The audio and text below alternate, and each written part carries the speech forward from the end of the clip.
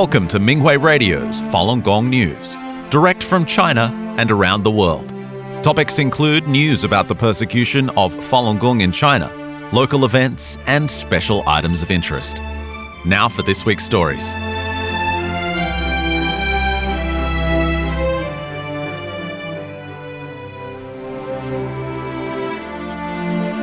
Scandinavia. Chinese Foreign Minister Wang Yi visited Finland and Norway from July 4th to July 6th. Falun Dafa practitioners held peaceful protest near the Finnish Parliament building, the Ministry of Foreign Affairs, and the Norwegian Prime Minister's official residence. They called for an end to the Chinese Communist Party's 27-year-long persecution and the state-sanctioned forced organ harvesting. Their activities caught the attention of mainstream media outlets in both countries and were praised by locals and tourists. Finland's largest public media organization and most influential mass media outlet, the Finnish Broadcasting Company, posted photos of the protest with the caption, "Falun Gong practitioners protest in front of the Finnish Parliament building during the Chinese Foreign Minister's visit." Falun Gong practitioners have been persecuted in China for many years. The Finnish newspaper, Iltalehti, posted an article stating that the CCP regime attempted to influence European countries and referred to experts about the challenge to Europe. In Norway, reporters from several media outlets went to the protest site and talked with practitioners before the press conference. Both the Norwegian Broadcasting Corporation and TV2 mentioned practitioners' protests in their reports that evening and broadcasted on-site footage and photographs. Many residents and tourists learned about Falun Gong while Wang visited Finland and Norway, and they encouraged practitioners to persist on their efforts. The United States. July 4th, 2026 marks America's 250th birthday. A major celebration was planned on July 3rd in Philadelphia, Pennsylvania, the country's birthplace. The event was canceled because the temperature reached over 100 degrees Fahrenheit, but undaunted by the heat, numerous groups, including Falun Dafa practitioners, performed in the city center at Independence Mall. Falun Dafa practitioners' performances garnered widespread attention from mainstream media. Major outlets including NBC 10, Fox 29, and WHYY Public Radio featured photos and videos of the practitioners' parade float, the Tianguo marching band, and the waist drum team in their news coverage. Notably, the WHYY website used an image of the Tianguo marching band and waist drum team as their main header for its news homepage, while Fox 29 used the practitioners' float as the thumbnail image for its video report. Local journalists and social media influencers shared videos of the Falun Dafa group, drawing broad interest from online audiences. Canada. A grand march and group Falun Gong exercise demonstration took place on July 12th in the city of Vancouver to raise awareness of the Chinese Communist Party's 27-year-long persecution of the practice. Impressed by the sight of so many people doing the exercises together in front of the Vancouver Art Gallery, many people took pictures and videos and talked with practitioners. Many who read the banners and posters signed the petition calling to end the suppression. Passerby Carlos Calderon said, "This evil cannot be allowed to remain a secret." A woman from China said that every time she travels, she looks for practitioners at tour sites and reads their materials because she cannot find this information in China. She said, "What you have been doing means a lot, and I'm very touched." Malaysia. A Falun Gong rally was held on July 5th in the Malaysian state of Johor to call on the public to help stop the human rights abuses against practitioners by the CCP. July 20th marks the 27th year of the ongoing persecution. Practitioners provided informational materials and clarified the facts about how the CCP suppresses Falun Gong. As night fell, practitioners held a silent vigil, holding lotus lanterns to mourn the practitioners in China who lost their lives due to the persecution. Banners and paintings exposing the persecution were also on display. Many passers-by expressed their sympathy at the events and signed the petition calling for an end to the egregious, state-sanctioned forced organ harvesting committed by the CCP. Italy.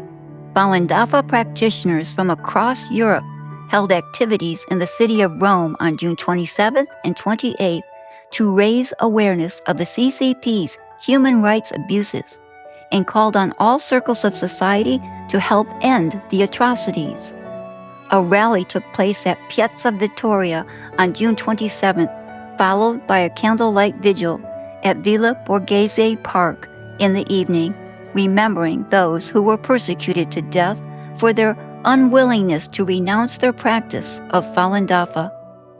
Leaders of various Italian political parties and members of the Italian Parliament wrote to the Italian Falun Dafa Association to express their solidarity with practitioners. They called on the Italian authorities and European Union institutions to take a firm stand and concrete action to end the persecution and to uphold freedom of belief and thought. They further pledged to stand firmly with Falun Gong practitioners in halting the CCP's persecution. Singapore. Practitioners of Falun Gong, also known as Falun Dafa, held an event in Hong Kong Lim Park on July 7th to mark 27 years of persecution by the Chinese Communist Party. The day's activities included exercise demonstrations, an artwork exhibition that exposed the persecution, and display boards and banners about the cultivation practice. In the evening, practitioners held a candlelight vigil to remember those who've died from the persecution. Many people from China stopped to talk and decided to quit the CCP.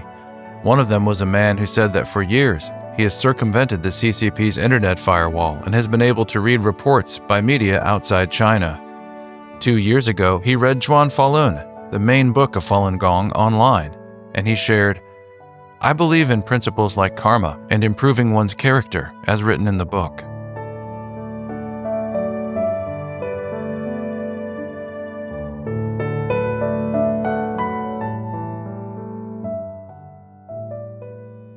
The following are selected cases of persecution of Falun Gong practitioners in China.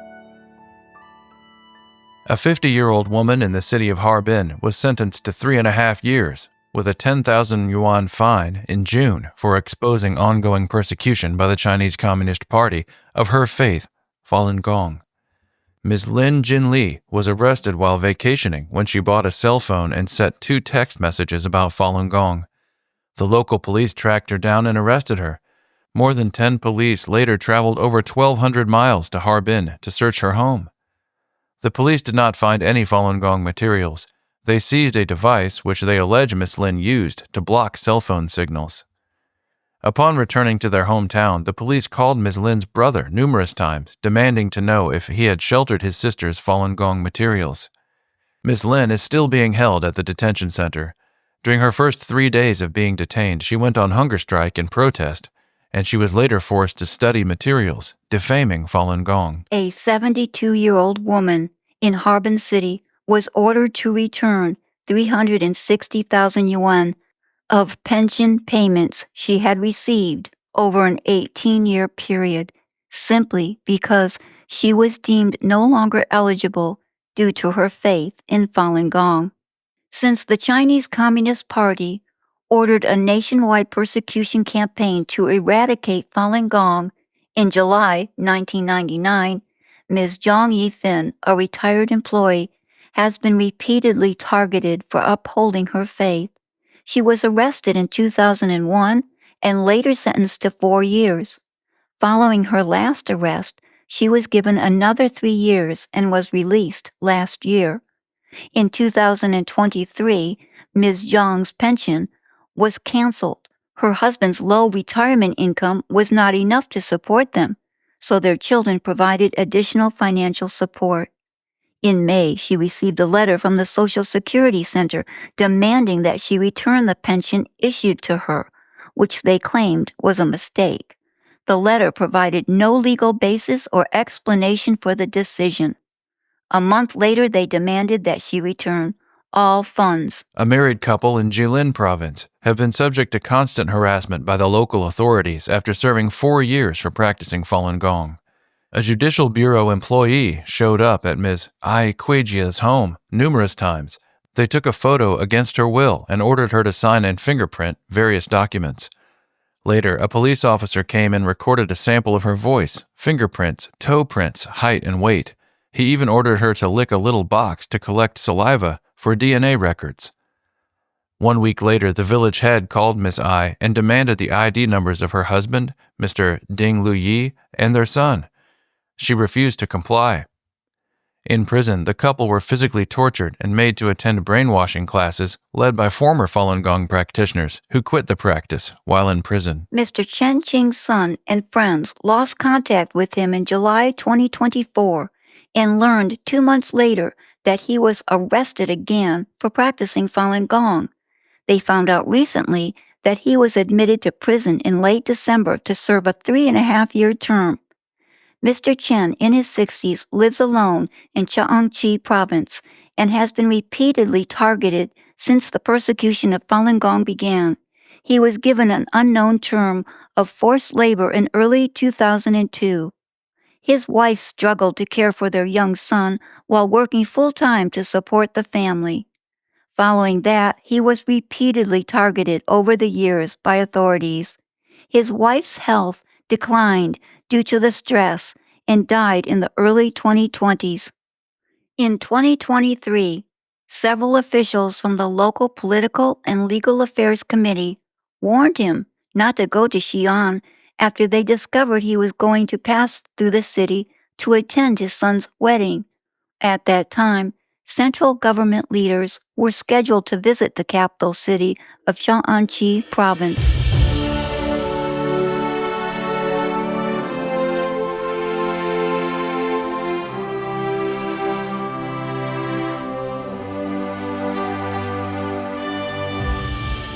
A seminar on organ harvesting atrocities in China is held in the British Parliament building. A seminar called Understanding Chinese Leadership took place at Portcullis House at the UK Parliament on July 8th. The chairman of the event, former Conservative leader Sir Ian Duncan Smith, pointed out that the CCP is not only a threat to the Chinese people, but also to the free world. He stressed that the communist regime ignores its promises made in international treaties, exemplified by its treatment of Hong Kong.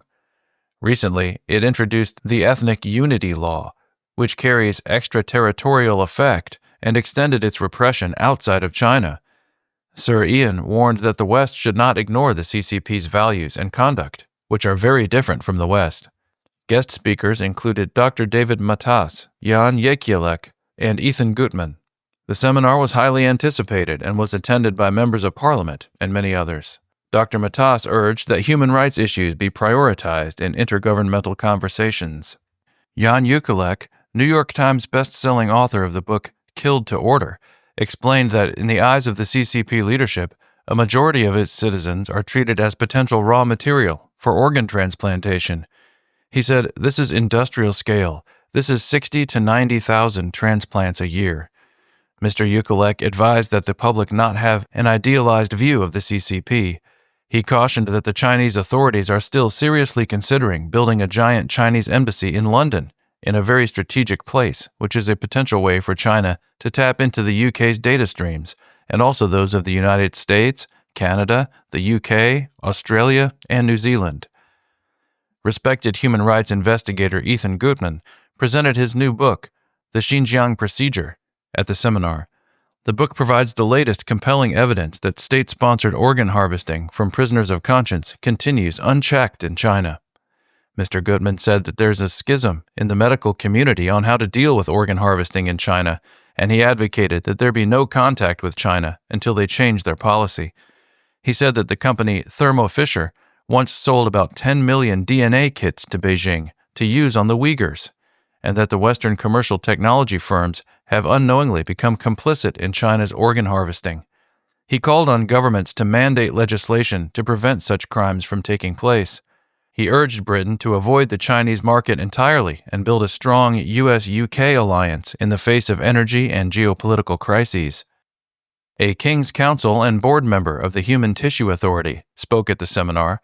The representative clarified that according to the new regulation enacted in 2024, the UK's mandatory reporting of overseas organ transplantation is more prevalent than most people know. He told attendees that they currently receive several overseas transplants reports every month. He said that if they find or suspect serious crimes involving forced organ harvesting in China or other countries, they will report it directly to the highest level of the UK police force and urge it to launch an urgent and thorough criminal investigation.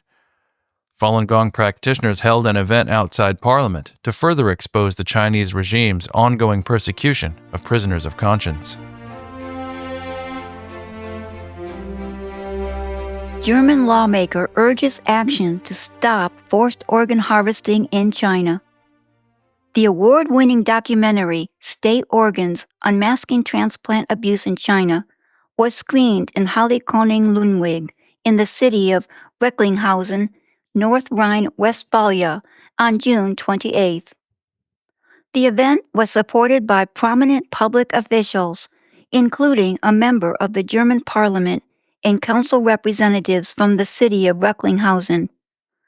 Audience members were shocked to learn of this severe persecution taking place in China and expressed their respect for Falun Gong practitioners. A panel discussion following the film took place. Member of the Federal Parliament, Max Lux, first thanked the audience for attending, despite the intense summer heat, and praised everyone willing to stand in support of human rights. The lawmaker said that Germany must exert greater pressure on countries like Communist China and that this issue must move forward as quickly as possible. Deputy Mayor of Recklinghausen, Claudia Schwepp, said in her speech, "The documentary State Organs is profound and deeply thought-provoking. Without question, it will leave every viewer deeply moved. With chilling clarity, it reveals the systematic operation of organ trafficking in Communist China, along with the unimaginable human suffering hidden behind it." She expressed particular gratitude to the organization Doctors Against Forced Organ Harvesting and said, since 2006, this international nonprofit non-governmental organization has spared no effort in combating illegal organ trafficking. Through advocacy, networking, and political engagement, its dedication is beyond measure. After watching the film, Christian Herrler was interested in reading the book Falun Gong. He said, "I've never heard of Falun Gong before and did not know they suffered persecution and physical abuse for their beliefs. To me, this represents a whole new level of systematic killing driven by economic and political motives, and this makes me really angry. Such an atrocity should never happen anywhere. It is truly appalling." He added, "I believe this is not merely a situation concerning China. One of the messages this film conveys is about taking action. People must stand up and loudly say, 'Stop.'" An attendee at the event, Felix, had not seen any reports about the persecution of Falun Gong issue in German news. Earlier that day, Felix had learned the Falun Dafa exercises and said the experience felt very beneficial. "Even just this one session made me feel that I benefited tremendously. I cannot understand why the CCP persecutes Falun Gong. For a regime to do something like this simply because it fears losing power is completely absurd. Those in charge are murderers. They are criminals." He mentioned a scene in the film where a military police officer recounted witnessing a female teacher being subjected to forced organ harvesting while still alive. Felix expressed great admiration for the practitioner who, while still conscious and enduring extreme pain, continued to say, "Falun Dafa is good." He said, "This came from her firm belief in Falun Gong, and it truly moved me deeply. It feels as though a person's greatest power comes from within their heart and the source of life. Experience sharing conferences strengthen practitioners' resolve to cultivate diligently. The 2026 Southeastern United States Falun Dafa Cultivation Experience Sharing Conference was held at the Emory Student Center in Atlanta, Georgia, on July 11th. Practitioners from Georgia, Alabama, Tennessee, and other southern states attended the conference. 25 practitioners talked about their cultivation journeys and how they shared information about Falun Dafa with others. They also expressed their gratitude for Master's protection and compassionate guidance. Attendees said they were inspired and touched by their fellow practitioners' righteous thoughts and actions. Mr. Sun from Atlanta described how he remembered to maintain righteous thoughts while he helped promote Shenyun. He said, "When facing new tasks, we should be confident and maintain righteous thoughts. We'll be blessed with wisdom and capabilities when we work hard and believe we can get things done. The initial wish isn't enough when the tasks are challenging. Many difficulties arise in the process, so we have to persist and maintain righteous thoughts. It isn't until you make it through the hardest time that things turn in the right direction, and you have the feeling of being able to accomplish the seemingly impossible." Falun Dafa practitioners from the greater Washington, D.C. area also gathered for an experience-sharing conference on July 11th in Rockville, Maryland. 16 practitioners talked about how they applied the principles of truthfulness, compassion, forbearance in their lives. By looking inward to improve themselves and treating others with kindness, they've been helping people learn about Falun Dafa and the ongoing persecution by the CCP. Practitioners expressed gratitude for the practice, for its founder, Master Li, and for one another. A practitioner named Ms. Yao contacts the Pentagon to introduce Shenyun to staffers every season that the performers tour Washington, D.C. She describes the arduous process of getting into the secured space and setting up. It involved a police body search, a canine sweep, and a driver's license check to obtain a pass, which she needed to present to specialized personnel at another location to get the equipment transported to the setup destination. She added, "Then I have to park my car, get there on the subway, and enter the building through the tourist entrance and the security check. The entire procedure takes over 2 hours. After I set up the table, chair, and television, I'm often exhausted. At the end of the day, I have to do all the same procedures to get back out." Looking back, Ms. Yao thanked other practitioners for their selfless collaboration and help. She shared, "I often remind myself that whether promoting Shenyun or doing other projects, I have to do my best." Master talked about doing but without pursuit in Abiding in the Tao from the book Hong Yin. As long as we go out, Master will help bring people to us so they can learn the facts, Ms. Yao affirmed. In Taiwan, Falun Dafa coordinators met on July 4th and 5th at the Qiantan Youth Activity Center in Taipei to read the Fa and discuss their cultivation experiences. 14 cultivators volunteering as coordinators talked about taking responsibility, improving the group cultivation environment, overcoming complacency, letting go of various attachments, and improving their character through introspection and selfless cooperation.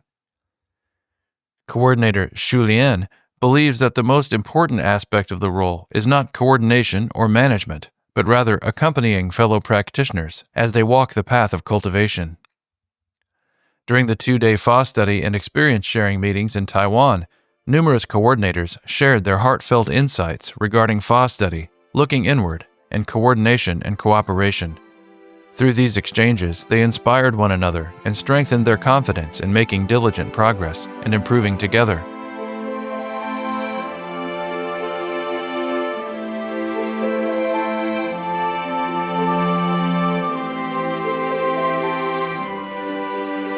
Thank you for listening to the Minghui Radio Podcast. For more information, including news about the persecution of Falun Gong practitioners in China and experience-sharing stories by practitioners around the world, please visit our website at en.minghui.org.